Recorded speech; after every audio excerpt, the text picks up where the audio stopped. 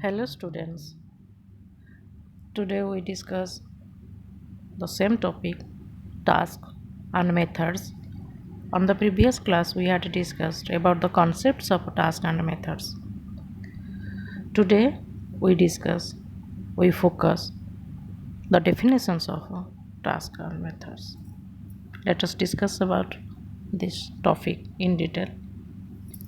First, the definitions of a task, कार्य या पाठ, उसका परिभाषा क्या होता है?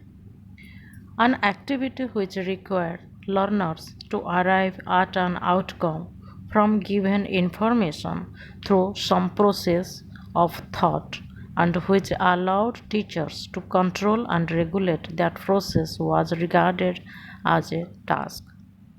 एक ऐसी गतिविधि जो शिक्षार्थियों को विचार की कुछ प्रक्रिया के माध्यम से दी गई जानकारी से एक परिणाम पर पहुंचने की आवश्यकता होती है और जो शिक्षकों को उस प्रक्रिया को नियंत्रित करने और विनियमित करने की अनुमति देती है, जिसे एक कार्य माना जाता था।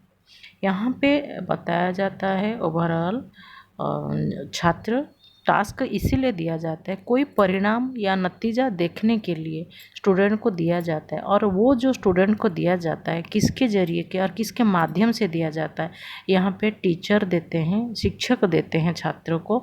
जिस सब्जेक्ट या जिस टॉपिक को पढ़ाते हैं उस टॉपिक के ऊपर में टास्क देने के लिए बच्चे लोग को इसीलिए टास्क दिया जाता है क्योंकि उसका वो कितना ग्राफ्स किए हैं, कितना गेन किए हैं नॉलेज, या कितना पढ़े हैं, ध्यान दे के सुने हैं, तो ये सारा जानकारी लेने के लिए उनको टास्क दिया जाता है, जो उसका हम लोग को आउटकम बोलते हैं, उसका नतीजा देखने के लिए। और ये डेफिनेशन दिए हैं प्रभु। नेक्स्ट, ये task is an activity that learners engage in to process of learning languages।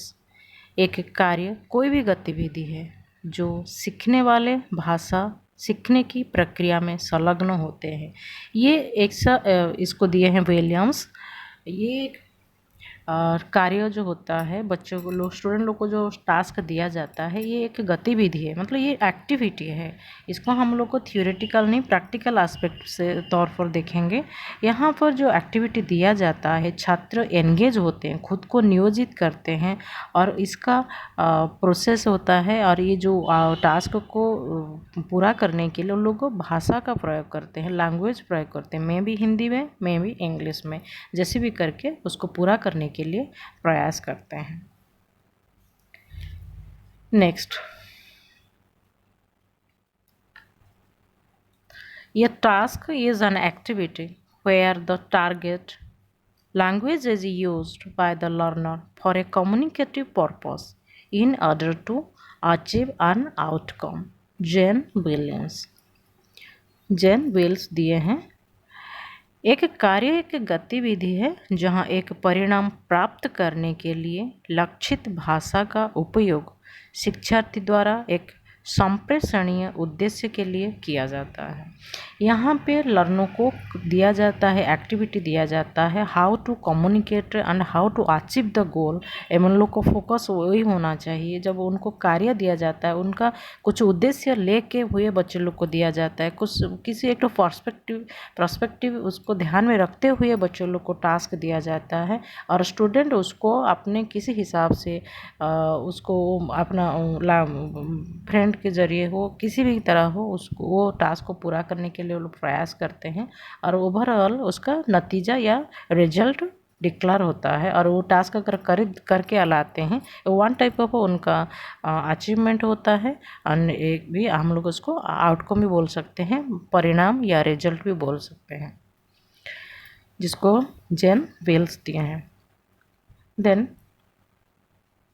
ये task is a range of learning activities from the simple and brief exercises to more complex and lengthy activities such as group problem solving or simulations and decision making। एक कार्य सरल और संक्षिप्त अभ्यासों से लेकर अधिक जटिल और लंबी गतिविधियों जैसे समूह समस्या समाधान या सिमुलेशन, जिसको हम लोग बोलते हैं सतत अनुकरण करना, और निर्णय लेने की साथ सीखने की गतिविधियाँ श्रेणी में आता है।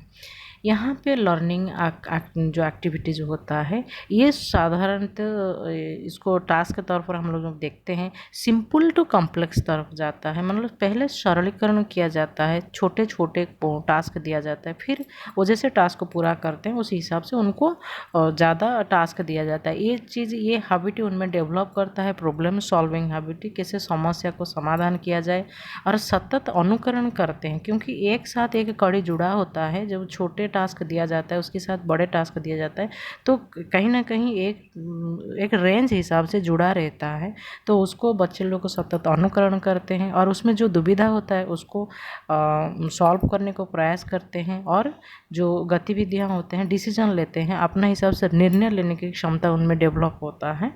और ये सारा चीज़ जब वो टास्क दिया जाता है, ये शिक्षक द्वारा छात्रों को दिया जाता है उनका रिजल्ट देखने के लिए, परिणाम देखने के लिए, और जो मेहनत किया गया है, पढ़ाया गया है उसमें बच्चे कितना सेटिस्फाइड हुए हैं उसको ओवरऑल जज करने के लिए ये किया जाता है। अच्छा, हम लोग को डेफिनेशन जिसको परिभाषा बोलते हैं उसके बारे में डिस्कशन किए। कल प्रयास करेंगे इस टॉपिक में और कुछ लेके आने के लिए। आज के लिए इतना ही। Thank you.